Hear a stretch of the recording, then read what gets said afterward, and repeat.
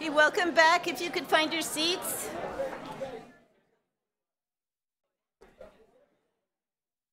We're going to get started. Whoa. Woo.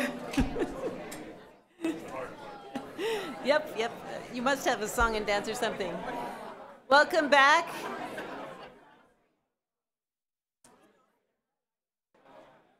I don't know. Hello. Where's Shelton?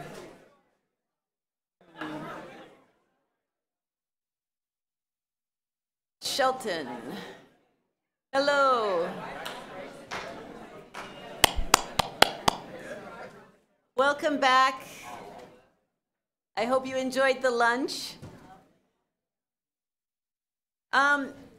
During our time together, if you find any of the topics sort of trigger some emotions in you, you're in a room full of people that have learned how to listen. There are counselors in the group and others or facilitators.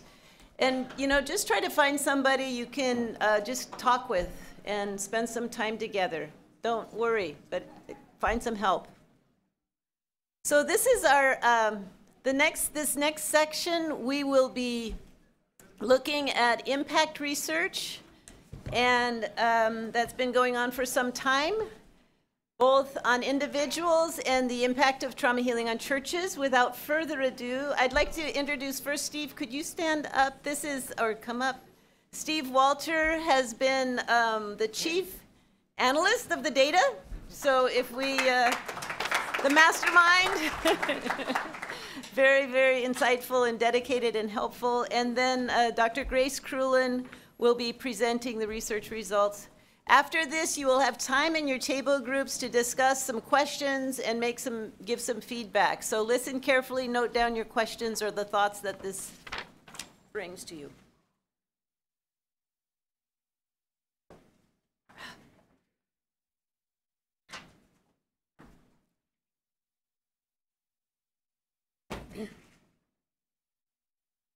Okay, it's good to be here and talk about the research. Steve and I have been doing a dog and pony show, kind of not going around talking about this, but just trying to figure out how it all flows together. And we have been collaborating very closely with a team of people who we have labeled the Healing Wounds of Trauma Research Team. And so they're totally responsible with us for this presentation. This is not new information, but for context, the Healing the Wounds of Trauma program started in 2001, working mostly with African pastors who couldn't learn and couldn't minister because of trauma. Now, 16 years later, it's in 90 countries. The book has been published in 68 languages, and over 60 Bible Society and other organizations are participating in the program. Stories abound for individual change in trauma healing. However, stories only go so far. We needed data. We needed information. So put on your information gathering hats. We're going for a ride, okay? Ready?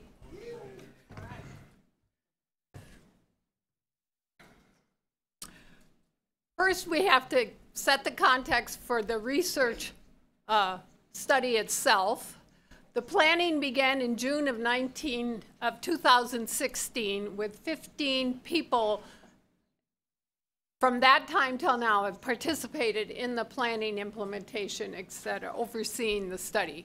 There were 3 aims identified for the study. The first one was to assess the impact of the program on individual symptoms of trauma and loss. The second was to assess the impact on individual engagement with God and Scripture. The third was to assess the local church's ability to be a healing community. This presentation that Steve and I have worked up is specifically focused on the first two of these aims. And the next presentation after will cover the work that's done to research the church's ability to be a healing community.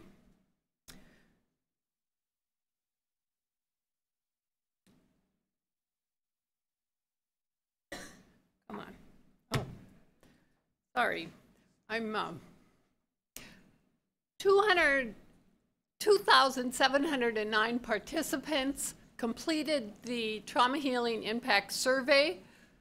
Of these participants, 55% were in the initial part of the equipping sessions, so initial equipping sessions, and 45% were in healing groups, so fairly equally distributed. Data collection took place at 3 points in time. We're going to be referring to time one. Time one was prior to the trauma healing session, where we collected baseline type of data. Time two then occurred immediately after the session. You could think of it as a post-test. And time three, we collected the data 2 to 6 months after the post-test data, the time two data.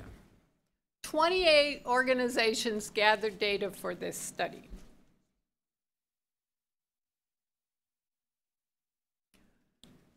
I want to talk just a minute about the research survey because it's what is the basis for all that we will be talking about. The survey contains 7 story-based items, and for each item there's a 5-point response format, which you can see on the screen. The sample item here related to sleep will show that it gives a scenario of 3 people, and then they have to choose which one they're like. And Richard is always the worst in terms of whatever the option is, struggling the most. And Simon is always doing better in the scenarios, but they're not written so they're super obvious. And that's how the survey went. The surveys were translated into 7 languages. 26 countries provided research data, and they're all listed here. And without ado, we're going on to talk about participant characteristics. 8%, there were 8% more women than men who provided data for the study. Their average age was 39 years. Most of them had either secondary or post-secondary education. Even in areas where there was lesser development, you still saw higher levels of educated people in the groups taking the surveys. Most were Christian, and they reported speaking 60 different languages as their heart language, but 7 languages were spoken by 84% of all participants. Got it? What kind of trauma was experienced? There were a total of, participants were asked from a list of 12 different types of trauma, which ones had they experienced. And they had to check it off. They checked them off as either something that happened less than 6 months ago, which was recent, more than 6 months ago, which we called remote, or after on the 3rd survey at time 3, they were asked, have you experienced any of this trauma since the last time you completed the survey at time 2? And so we called that ongoing trauma. And of all those experiences tallied up, there were 13,000 different types of trauma. There were 13,000 experiences with trauma that people reported. Many people had multiple traumas the mean number of traumas was just under 5. So people had about 5 traumas at the events. The range of traumas was from 0, there were 202 that reported no trauma, to 12, and there were 38 that reported 12 traumas. If we look at the weighting or the frequency with which the traumas occurred, on the right side of the screen are the trauma types with the number of times it occurred and the percentage. Of the total number of traumas reported, loss, disease, war or terrorism, and domestic abuse were 10% to 16% of the total traumas. Crime, disaster, and displacement were 8 to 9%. And then suicide, forced sex, kidnapping, trafficking, and we had a category of other, which we had real trouble deciphering, so we just call it other. That was 5%, 6% or lower. That's it for that one, I think. So now we say, how effective is trauma healing overall? And if we could just close the computer and walk away, because it is effective. Trauma healing is effective, according to this study at least. And we've done a good job of it, so we can believe in the data. Yay to you. The graph presents the overall change in trauma symptoms on the left side column over time. So at time 1, before the event, there was no change, obviously. They reported what symptoms they felt. Then by time 2, at the end of the trauma event, there was an improvement in the level of trauma symptoms of about 10% that then continued on to time 3, 2 to 6 months after the trauma healing event, and was above 14% improvement overall. So this was trauma symptoms, but if we charted relationship with God on the same graph, it would look very much the same. So that's the overall thumbnail, and now we're going to get in the weeds, okay? Kind of. Harriet tells me I can't do that too much, but you got to. What percentage improvement occurred in symptoms? So symptoms, we're going to look at things in 3 categories: symptoms, relationship to God, and relationship to self. Symptoms then, these are the symptoms that were measured on the survey tool: their overall or general status, their sleep patterns, how they handled intrusive thoughts, avoidance, their interest in life, their ability to concentrate, and hypervigilance, or were they on alert all the time. The red bars showed the change at time 2 immediately after the event. The blue bars show the change from time 1 to time 3, 2 to 6 months after the event.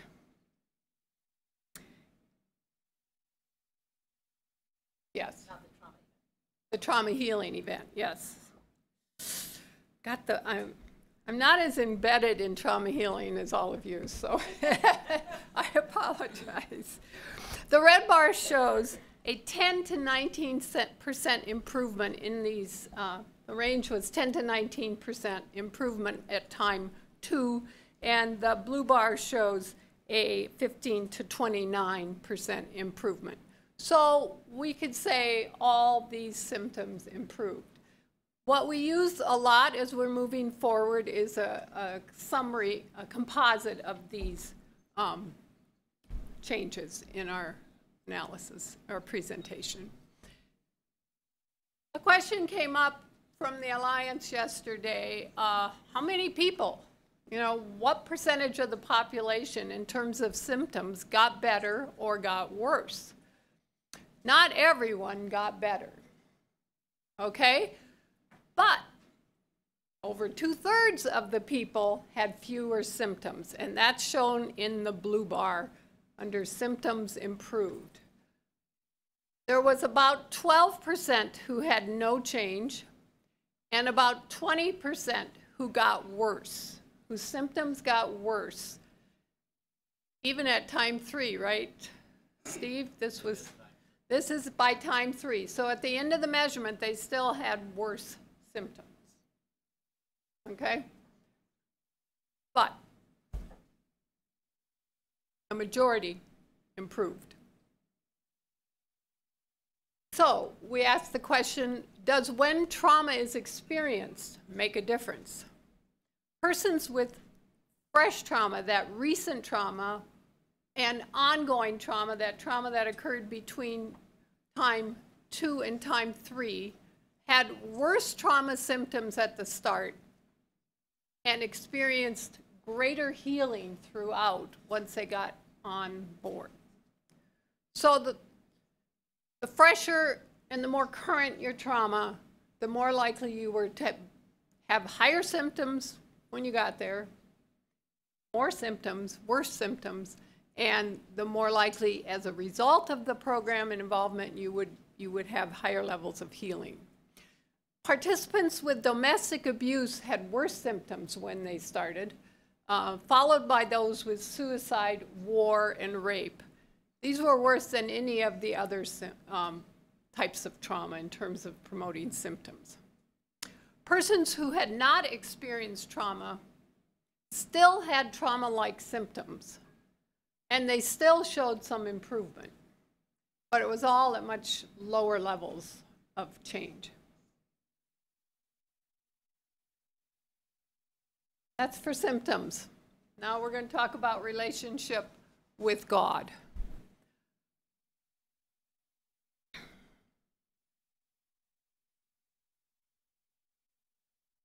Here the items tapped thoughts about God, why God allowed trauma, how they were doing with talking to God about what was going on, their engagement with the Bible, and their involvement or participation with church. The level of change here that occurred at time 2, immediately after the trauma healing program, was in the range of 5 to 8%. And that's the red bar. The blue bar shows the change at time 3, 2 to 6 months later, and that shows an 11 to 15% change. So what you see here is a delayed change. The relationship to God, the relationship to the Bible, the relationship to church all takes a little longer to change than symptoms. Okay? And it continues. We stopped measuring it at time 3, but who knows how long it continues. Now we're going to just summarize some findings and then show you graphs. For those who like the graphs, great. For those who like it synthesized, here's the words. These slides I think will be available, so, right? Yeah. So the first one is we're going to look at engagement with God, the Bible, and church in relation to symptom change. Since it looks like symptoms change faster than these relations with God, what's going on? So what we found is that as trauma symptoms are processed and people improve in their trauma symptoms, they experience increased engagement with God, the Bible, and church. And through Steve's analysis, we can say with some degree of certainty? I think so. Confidence is a better word. That this occurs in that way, that the symptoms lead to a change. Maybe not for everybody, but for the group. Yeah, as symptoms levels improve, then they're free to engage with God and Bible and church more. So, these are the kind of graphs we have. We've simplified them, okay? Let me get to it, because I actually wrote what I hope is a simple way to talk about it here. This graph shows a strong relationship between a change in trauma symptoms and involvement with God. That's talking to God, those 3 God symptoms, items. On the horizontal axis are shown 3 groups. Those 3 that we talked about earlier, those that have worse symptoms, whose symptoms worsen as a result of the program, those who show no change, and those whose symptoms improve. The vertical axis portrays the change reported at time 2 and time 3, the percentage change at those 2 times. The time 2 change is in blue. If we go to those whose symptoms improved at time 2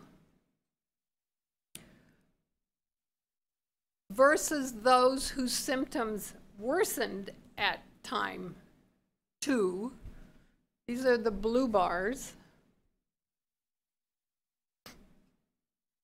we can say that the decline in trauma symptoms, that people that report an improvement in trauma symptoms are 4 times more likely to report an improved relationship with God. So we have in the red box under symptom worsening are those at time, no, the blue box, sorry, at time 2, it's 4 times, but it looks more than that to me. A great improvement. That relationship for those whose symptoms were worse continue compared to those. I'm going to focus on talking on those whose symptoms improve, and then you can compare it with the worse.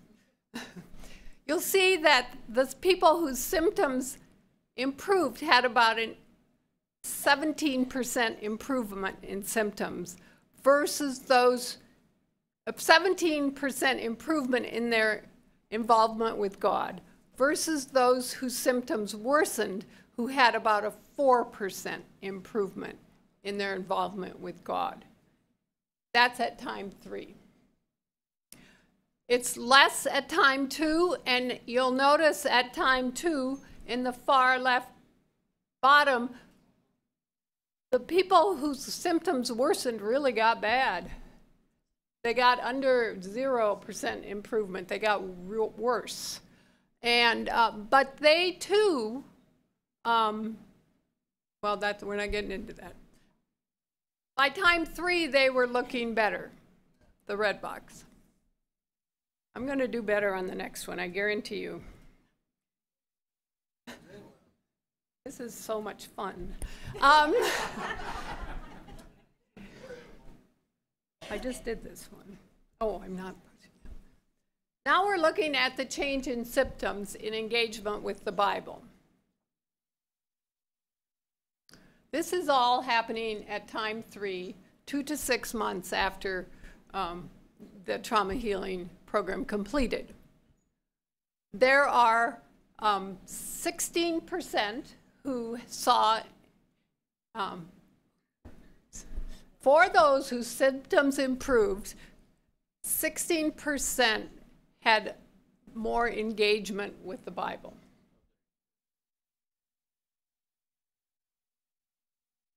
For those whose symptoms improved, their engagement was 16% improved. Thank you, Steve.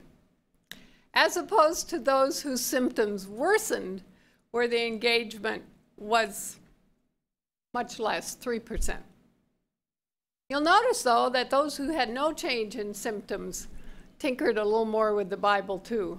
I wonder if it had anything to do with the nature of healing the wounds of trauma. Got enough on that?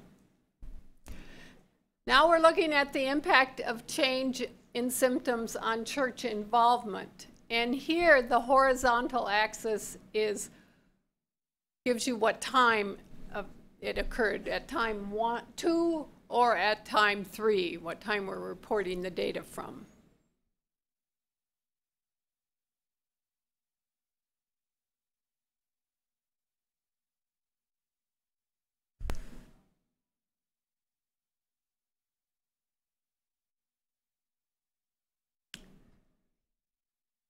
I'm going to talk about time 3, and of those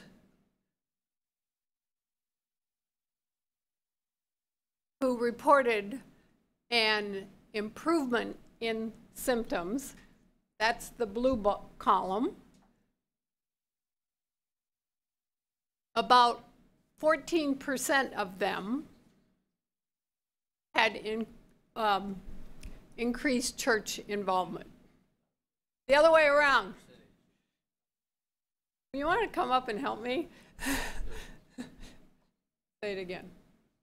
Their involvement increased. Yeah, okay. Their involvement increased by about 14, a little under 15%. To me, that what you say and I say means the same. That's why I'm not getting it. And then you'll notice that those who had no change didn't change in terms of church. In fact, they got a little worse.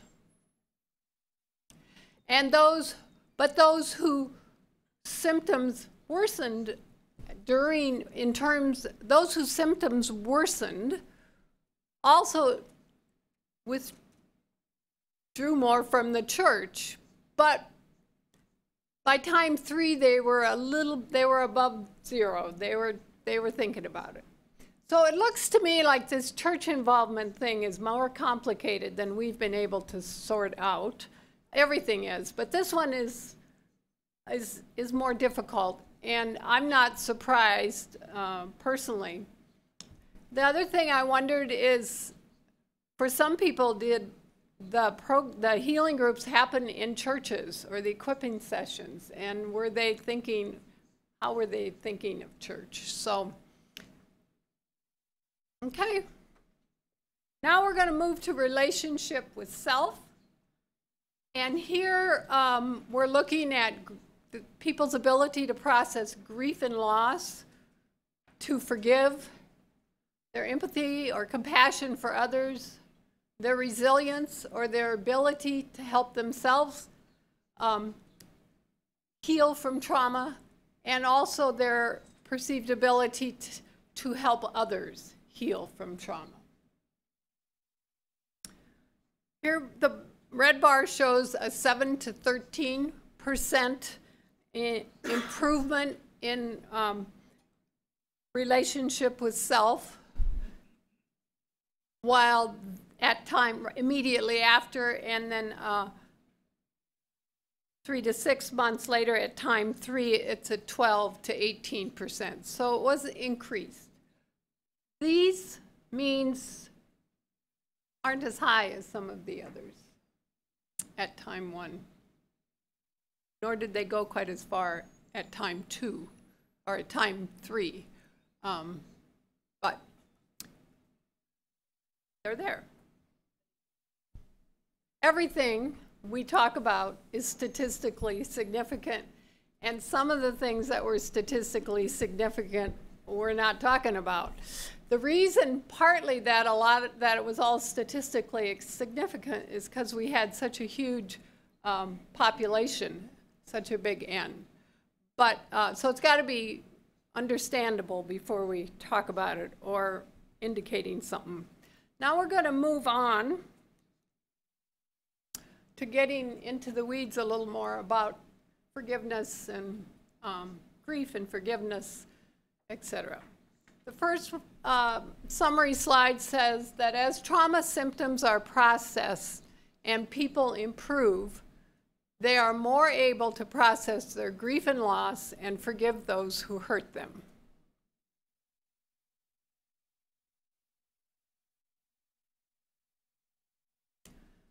Here we see that those that reported improved trauma symptoms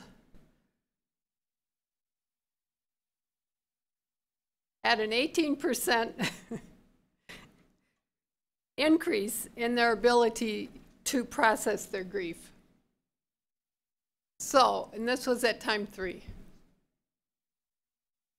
It was that, as opposed to those who had no change or who symptoms worsened, those people, if their symptoms worsened, were stuck. They couldn't process their grief. In fact, their grief got worse.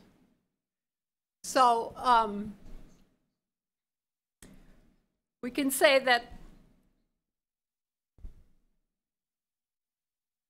it was like the intervention lifted a burden from these people who had improved symptoms and were able to process their grief.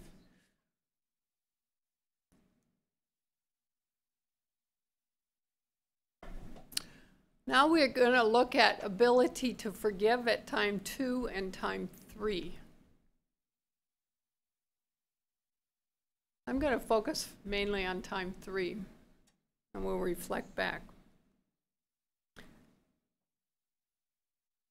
Those with improved trauma symptoms reported a 20% increase in their ability to forgive at time 3. Pretty high. And that increase was 14% at time 2. These are the blue columns. So the increase in forgiveness happened quite quickly, but it kept growing and it continued to improve in a person. The people continued to feel more forgiving across time. Those who reported no change or worsening trauma showed negative ability, and negative, were less likely to be able to forgive.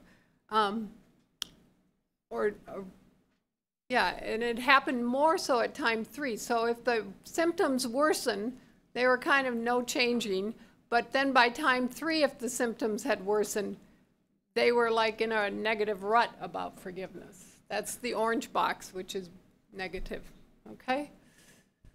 Now we'll move on to empathy and resilience. As trauma symptoms are processed and people improve, they become more empathetic and resilient. Here we see a little over 15% change in empathy for those whose symptoms had improved, and not much change for the others. If we look at personal resilience,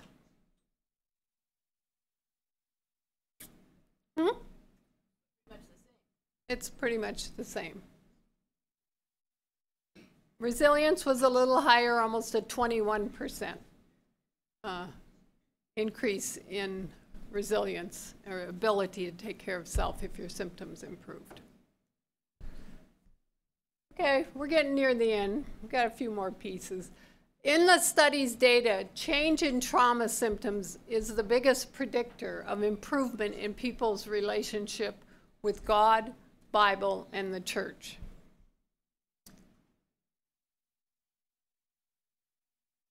By predictor, we mean it accounts for a lot of the most of the variation in the variables, in the analysis.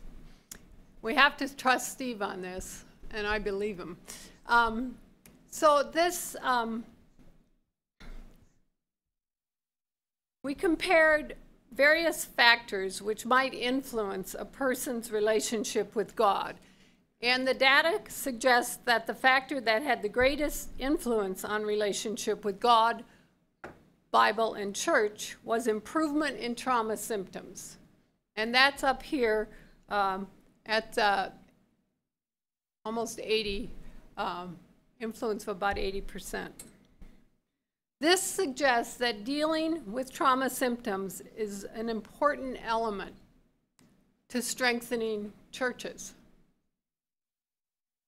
And that was actually mentioned in the small amount of the reports I heard this morning.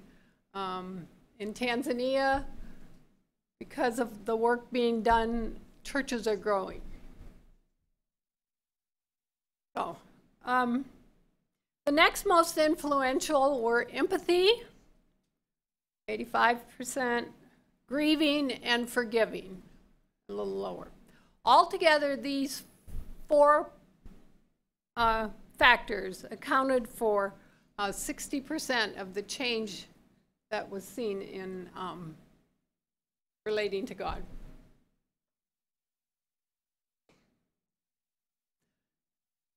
And I must say that in relation to this, total trauma, gender, and other factors were tested, and they did not affect it. It was these that did, that affected relating to God. Oops, no. Now we're going to get into some of the more processed parts of how you do trauma healing. And just to highlight, healing group participants reported greater improvement in symptom levels than those who were in equipping sessions.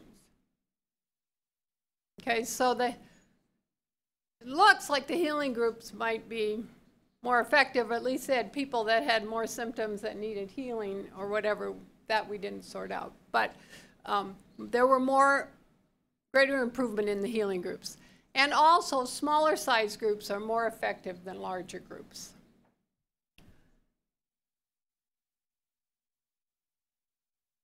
This is the chart on healing versus equipping groups, and this is statistically significant. They start out initially with no change, because that's the initial information we get. And then you'll see that the healing group in the red line has a 14% increase by time 2 that goes up to an 18% increase at time 3, whereas the equipping groups, the blue line, have more like a 7% increase at time 2 that increases to 9% at time 3. We asked, did they have different kinds of trauma? But they didn't. They all had, well, we didn't, what we looked at was the mean of the trauma experiences they had, and they had from healing group, had 4.9 mean traumas, those participants, and equipping session people had 4.6 mean number of traumas. So it wasn't the number of trauma experiences that made the difference. And here is the slide about the impact of size of a group. Groups range from 1 to 50. The easiest pattern to see is the red bars, which are at time 3, where the smaller the group, the bigger the change in trauma symptoms. That's at time 3. If you look at the blue bars at time 2, it's more varied, but still we've got that general slope.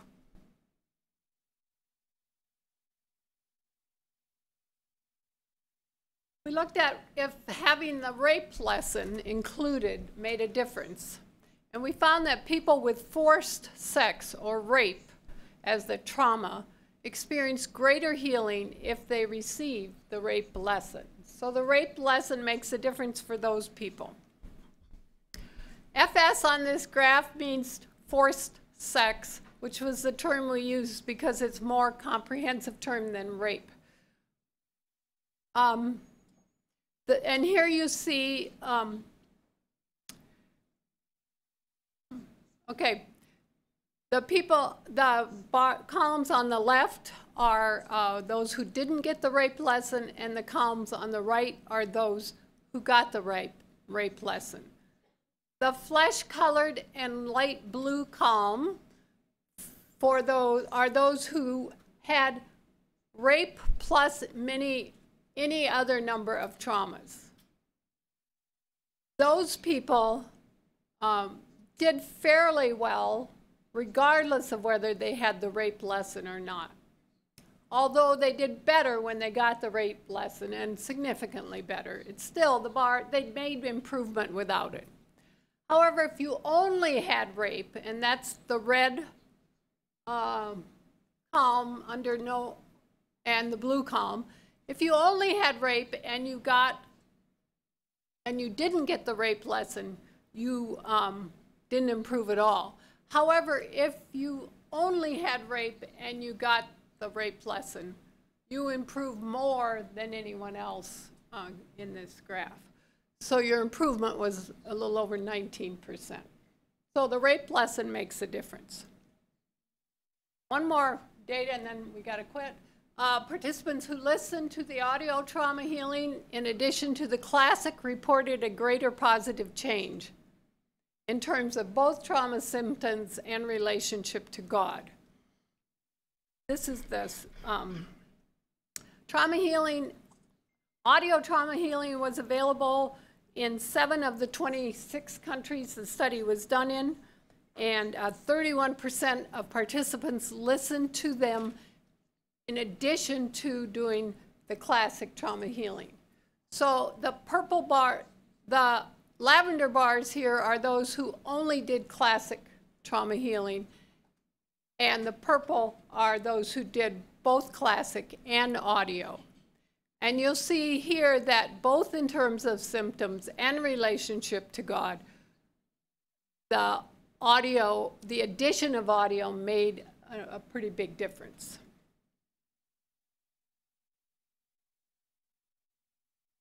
So the conclusion is that we think trauma healing works. It's making a difference. It's having a big impact.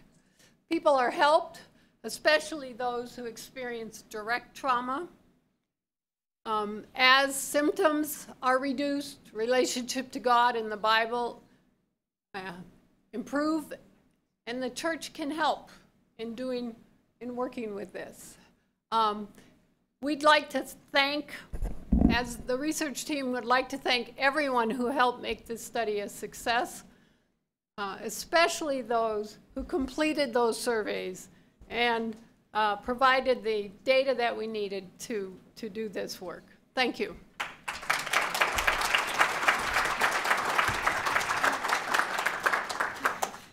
Thank you very much, Grace and Steve and everyone. Next slide. Oh, next slide. Oh, yes, thank you.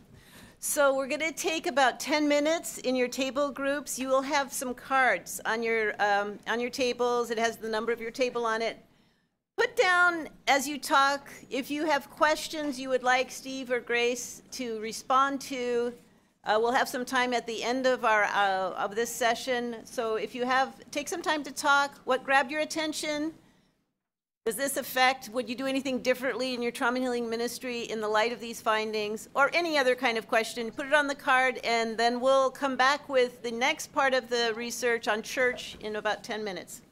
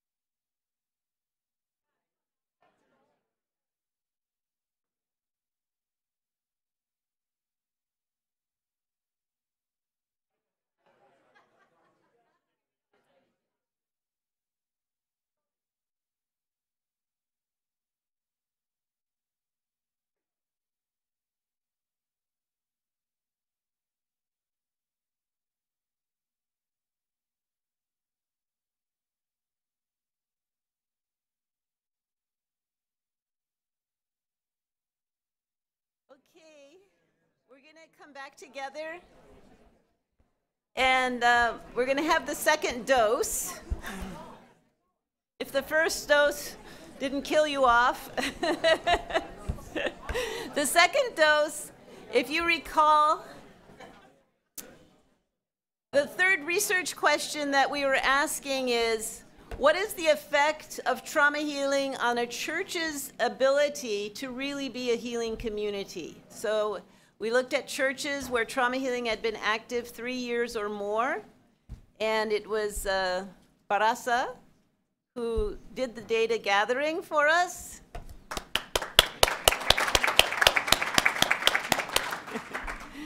And now we have Matt Kistler, who works in global scripture something at ABS, and also Dr. Bryan Gouge, who works with him, and they're going to give the qualitative analysis. What we were looking at is quantitative numbers. This is qualitative. It's about words, and so it's easier to understand too. Well, thank you very much, Harriet.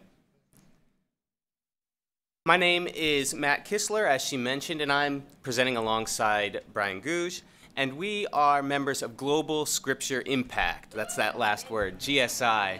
So our work here within ABS is to help evaluate, to measure, to learn from what our projects are doing, learn about what our impact is. So as Harriet mentioned, Fred Barasa went out and collected 35 interviews among church leaders in 4 sites, 2 in Uganda, Kampala and Gulu, and 2 in Rwanda, Bugesera and Kigali. And just as a note, Gulu was an area heavily impacted by the Lord's Resistance Army civil war, and Bugesera was an area of intense genocidal violence. So the questions that were asked of the pastors were looking at how the trauma healing curriculum had impacted their ministry, how it had impacted their community, and what challenges they had faced.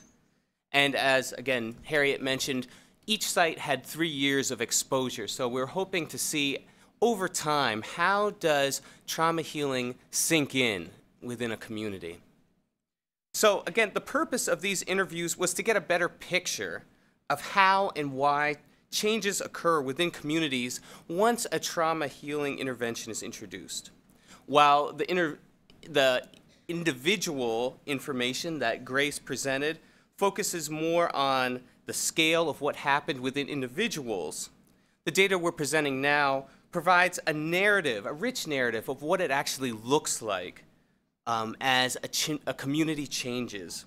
So I'm going to pass things over to Bryan to share more about how we interpreted and analyzed these 35 surveys.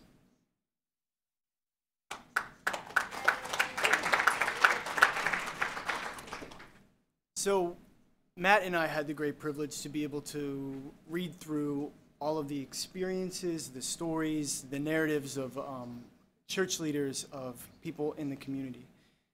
And for me, that is what this is all about, looking at stories. That is what people hold on to, that's what they communicate, and it is the most rewarding part of doing research. It also happens to be the most challenging part of doing research because you're left with all of these experiences, and as a researcher, you're trying to understand what are the themes, what are the patterns, how is this all connected? So we sat down, and one of the ways that we went about doing that was first establishing a framework. How do we understand the data? We used a methodology called grounded theory, and I'm not going to go into all the specifics about that. Matt and I would be happy to talk later about what that means, but for us, this is a methodology I think that really works in cross-cultural settings because one of the things that it doesn't do is it doesn't have any preconceived biases about what you think is going to happen. You actually look at the data with very open eyes, with an open mind, and you don't look at it saying, I think these are the outcomes. You approach all of the experiences, the narratives, and you begin to read through, you begin to listen with a very humble posture, and then you begin to code or sort of tag what you think is being said here. What is the real essence of the story? So Matt and I kind of took all of the interviews, all of the stories, and split up, and we both began to read through them. And we began to pull some of the topics, some of the themes that we were noticing. One of the ways we did that was by, I mean, if any of you are in a conversation with somebody, and I know you could probably relate to, if somebody mentioned something 3 times, you're like, that's important, I should take note of that. So frequency was a way that we said, well, this came up 3 times, this is important, let's start to code that, let's start to kind of keep track of that. And the other one is by kind of how much affect or emotion or importance is being communicated in the story here. So what you'll see is some of these things, as we begin to look through, people would explicitly state, I began to spend more time with people in the community. I began to fellowship. Okay, that's very easy, that's explicit. But sometimes it was more implicit. You had to kind of pull from that. It wasn't said directly, but it seemed to be what they were talking about. So as you'll see here, on the right-hand side, you'll see the number of times. That's the number of times it was mentioned, or this topic was mentioned throughout all of the interviews, which, I mean, I'm not going to go through every single one of those. Matt is going to unpack a little bit about what each of those mean.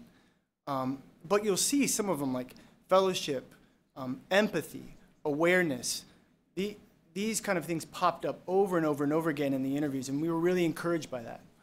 So the next step was to, going back, take all of these themes, say, what do these have in common? Well, one of the things that we found was we grouped all of these themes with 3 larger things. These big themes were, how is this impacting the church? How is this impacting communities? Well, we split that up into 3 areas. Changes that happen within oneself, and that might be like awareness of trauma, awareness of yourself, being able to say, I'm sleeping better. That is an increased sense of awareness that you have about yourself and your sleep. And then movement toward God. And that kind of looked very differently. We grouped a lot of things into that, but one of the things that we saw was that where people held a view of God as distant, as separate from them in their suffering, after they experienced God as with them, present, connected. And then movement toward others, and that's sort of like interpersonal communication, interpersonal restoration. People were kind of crossing tribal lines. People were more than forgiveness, but coming to a place of reconciliation. So these are like the 3 themes, and then we had those more comprehensive, smaller topics that I talked about. Matt is going to come back up and talk about how we then all connected this together.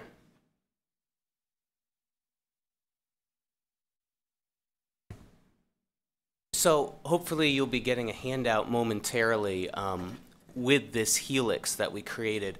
What we were trying to do, as Bryan mentioned, the challenge here is trying to take 35 interviews worth of information and communicate that. How do you tell that story in a simple way? And so what we saw, first of all, was that we had 2 different paths being walked. First was a path being taken by pastors and the churches they represented. Churches were changing. And then secondly, we saw how individuals were being impacted. Individuals were changing. And we saw a lot of points where they were changing in the same way, and then some places where, just by the nature of who they were, they changed differently. And so to kind of embody that, we decided to use this helix, which we sometimes add a little A in there for helix. Right, so that's our little joke. We use that shape to kind of describe this movement together as they move together toward a healing community. So I want to use the rest of our time just to briefly walk through this, because I do want to get to the discussion questions you'll see on the back so that you can be thinking about how this might be useful and applicable to your work. So as we start on the institutional pathway, which you see on the top, starting at the left there, the first place where leaders got introduced to the trauma healing curriculum was through equipping sessions primarily. And the first impact that they noticed was a greater awareness of themselves and their trauma. One, for example, gave this quote: "As a result of trauma healing, first of all, there's one thing I've really gotten about me. I have understood myself. I mean, I've also been traumatized in one way or another."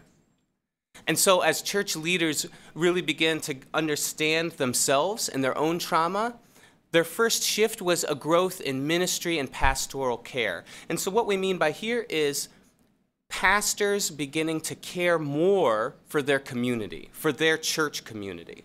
And so this might look like one-on-one counseling sessions, or it might be, introducing people to the healing groups. Here's another quote that kind of embodied that idea. "Before, I never wanted to be close to people." This was a pastor. "I used to despise everybody. But these teachings are helping me to get close to church and serve others." So there was a real freedom to be able to re-engage with the church community by the leaders. And by the church is, so the leaders represent the church. And so as people are meeting with their pastors, they're beginning to see, the church is with me on this. So as they begin to listen to others, leaders and the churches develop empathy, which then moves toward spreading trauma healing ministry and activism. So what do we mean by that? Now that they are thinking about trauma healing within the church, they take it out, right? They take it to their community. They start to think, this isn't just important for us here in the pews, this is important for everybody. So they start to think, how can we go to market with this? How can we go to a funeral and share this message? How can we go to the remote communities that we are far away from and share this idea? How can we even go to Muslim brothers or sisters? Many of them mentioned that this was an effective way to build bridges where, maybe other means might not be open, but talking about trauma was something that that could transcend those barriers. And so by the end, you see new vitality within the church. You see churches that are alive with growth. You saw salvations, increased scripture engagement, and just greater connection with the church. And as Grace mentioned, these are themes that you saw within the quantitative data as well. So really these two streams of data are complementary as you understand kind of what's happening at the individual level and at the community level. So now starting back at the left again with the individuals, they follow a very similar path. They understand their own trauma. That's kind of the first step. And then next, they start to open up. That was the one thing that was reported the most. People started to share their story more. And I think a lot of that has to do with the safe space that healing groups provide. So here's a quote. "You see how people start behaving differently. You see how people start pouring out even things they had put aside or shelved." So as they share their stories together, individuals within communities build empathy for one another. They begin to understand one another, and that naturally leads you to a place of beginning to consider forgiveness and reconciliation. So that might look like, actually one of the primary ways we saw was families being reconciled, husbands and wives that had split apart or were really in a difficult place relationally, were able to come together and find healing there. We saw that across denomination, where churches that didn't work together before now had a forum and kind of a framework to understand and work together. And that could be cross-tribal, so that, in Rwanda, here you have Hutu and Tutsi. Now you started to see quotes about we're working together, we're worshiping together in ways we didn't before. Another quote, "These people are back. They are active choir members. They're active members in the fellowship. For us as a church, we really appreciate that trauma healing program because we see them back and there's some stability." So once relationships are restored, people desire fellowship. They come back to church and they re-engage with their community and with their God. And so as you think about this helix as a combined entity, you see people moving from a place of isolation, from being disconnected, from being closed off, unable to share their story, to what we're calling a healing community, a place where individuals feel welcome, where they are together, and they feel free to share what they've experienced. So that is kind of the heart of the helix. Now, I want to give a few disclaimers as we move forward. What we're representing here is what we saw in the data, and that was collected in East Africa. We do not claim or assume that it describes what any of you have been seeing or experiencing, which is, of course, equally valid. So I hope if any of you are saying, oh, I don't know how much this fits for us, that's okay. You know, we want this to be a starting place. Each context may have a different pattern of change. However, we do think there are some ways that you can use this, even if it doesn't entirely line up with what you've experienced, as you go back and continue to think and work and serve people through the trauma healing curriculum. So three things that we thought of is, one, refining this model. We would love for you to take this home, which is why we gave you a handout, and think about how can this be adapted to your context. We want you to try it, to think about it, to change it. You know, let us know, because that would be great too. So that what you see within your context can be kind of captured within this framework. And why do we want to do that? Because of the other two things. Using this kind of framework helps us develop mileposts and metrics for our programs. Ultimately, for many of us, I think the impact we want to see is not only at the individual level, as critical as that is. We want to see communities transformed by the power of Jesus Christ. And so we need ways to capture that. And by having a framework that looks at this community level change, you're able to start measuring these things so that we can learn and better serve, improve our performance together. So I think the Helix is a kind of a generative tool to start creating metrics. You know, you can just take what you have here and say, oh, well, how many is growth in ministry and pastoral care? Does that relate to my context? Well, let's start measuring it. Maybe that can be an indicator of change starting to happen within a community, and help us know, this community need more support? Do we need to do something different to better help it get engaged?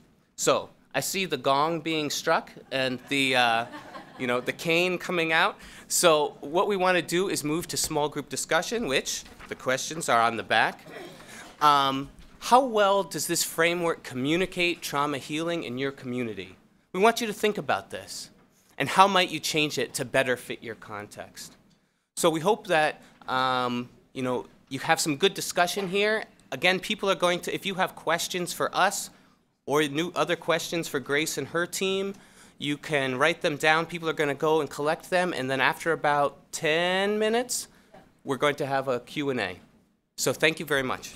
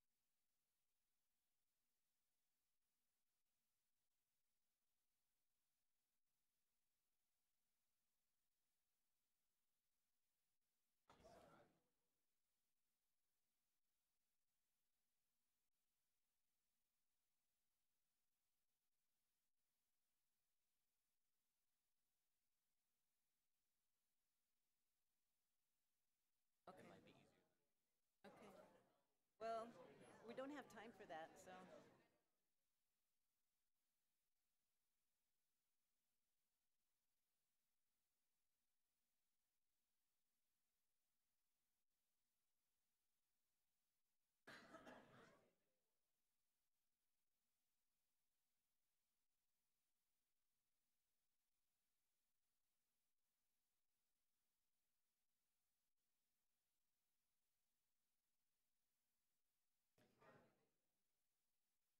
Okay, we're going to come back together.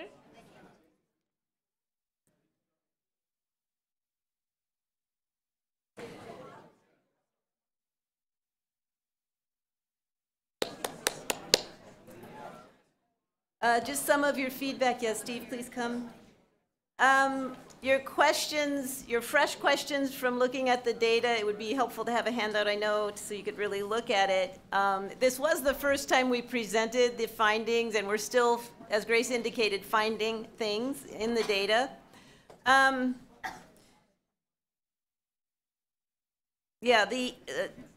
With the short time we have, I'd just like to ask Steve if you could comment, how significant are these findings, the findings that Grace presented? Is it like 20%, oh yeah, well, it should have been 50, or 20%, wow, it usually is like 2?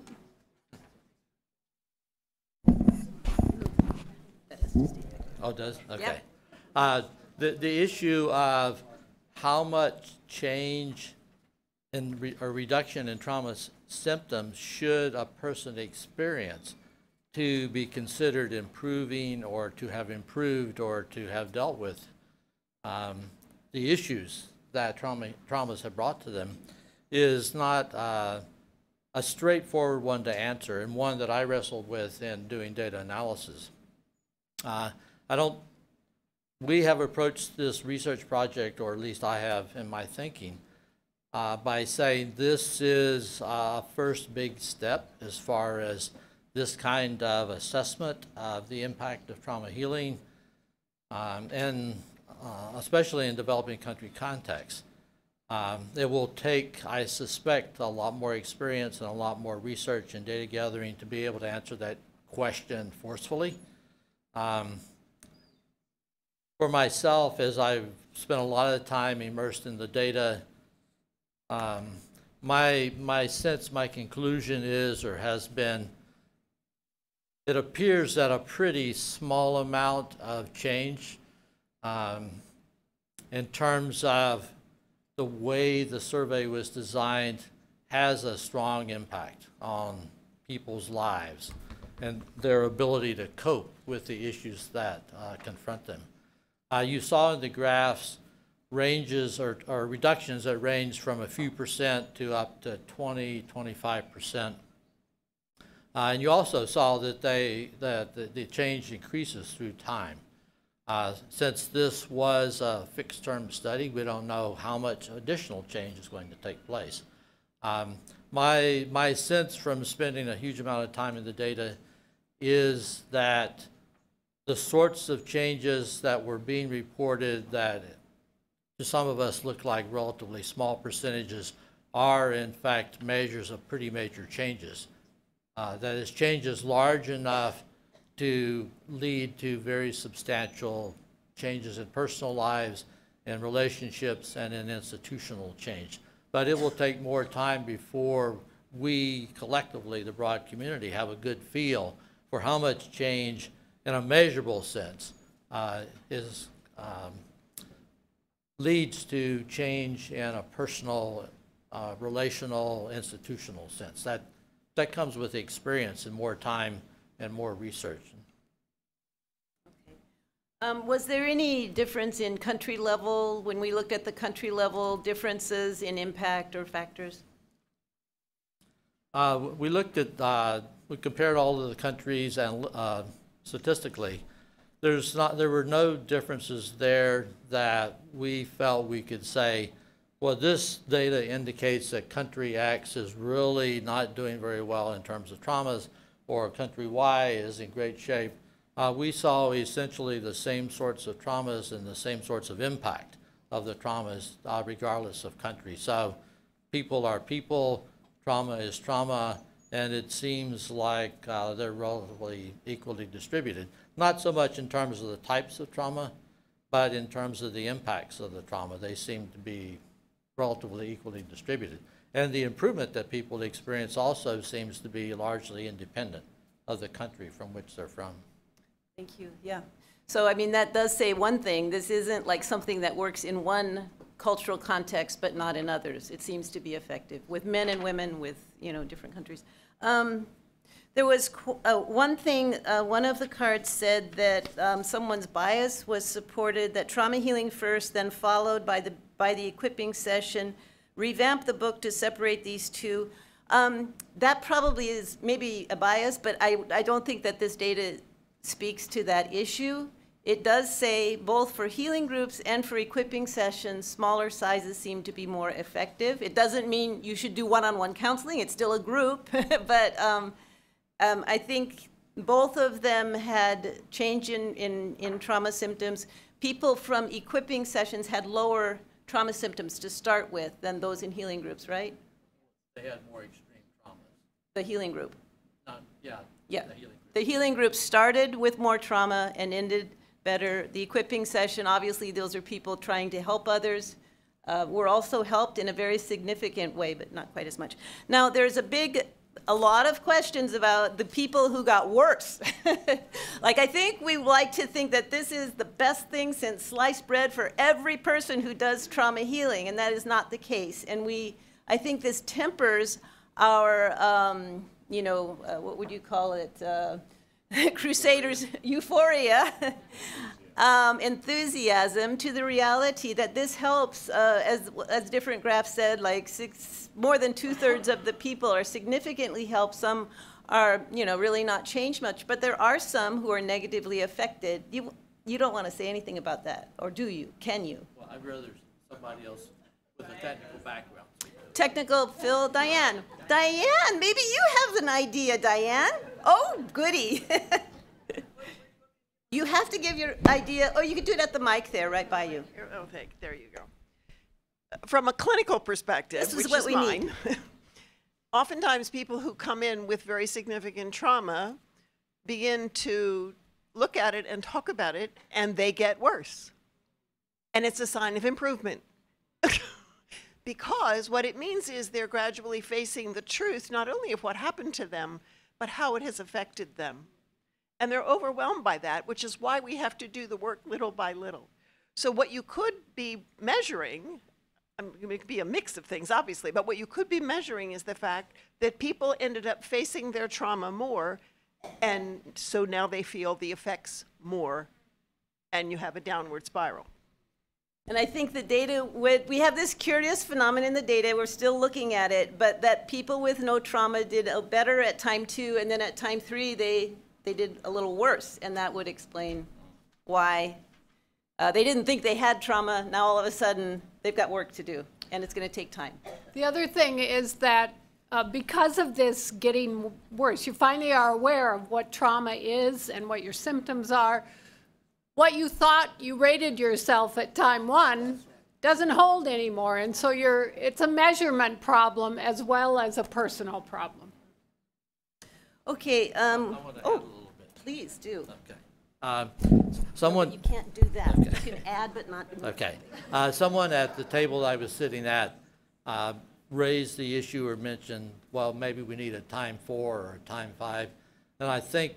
As I was doing analysis, that was one of the thoughts that occurred to me, that what we are observing in the data points to a process, not a punctiliar result of what's happened finally and forever, and that at some point there needs to be some further tracking of individuals or processes in order to strengthen the process, and especially to provide support for those who, as we measure them, they're still early in the process of recovery, not later in the process of recovery. So another idea that came is to do a follow-up, some other kind of trauma healing session with a group, maybe 6 months later, to, as Steve is saying, more continued interaction with people in small groups. doing research, of course, with children. We did not have children in this study, and that's a whole nother, yes, we're getting there, but we had to do this before we could do that. Okay, so I think what we can say, you know, healing the wounds of trauma, how the church can help, and sometimes we're asked, can the church help? You guys aren't specialists, you're not mental health, what are you doing? You're gonna do damage. What does this have to do with the church? Because we're about the Bible. And I think this data shows us that ordinary people around the world, in America, in Africa, in Asia, in Latin America, can make a difference. And the church can really, it has something. And that this reduction in trauma symptoms is the first step to engagement with God. We've been saying it, now we have some data to really stand behind it. So thank you, everybody.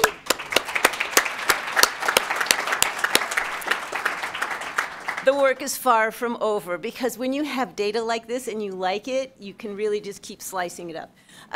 But now, we're going to go on our break, and what we need to say is after the break, if you are registered for the orientation track, that means people who really have never done the healing the wounds of trauma training, you're wondering what we're talking about. Even if you're a mental health professional and you've been that your whole life, go to the orientation track, and Rita, could you stand, Rita and Steve? If you find them, they will sort of shepherd you. It's at the very...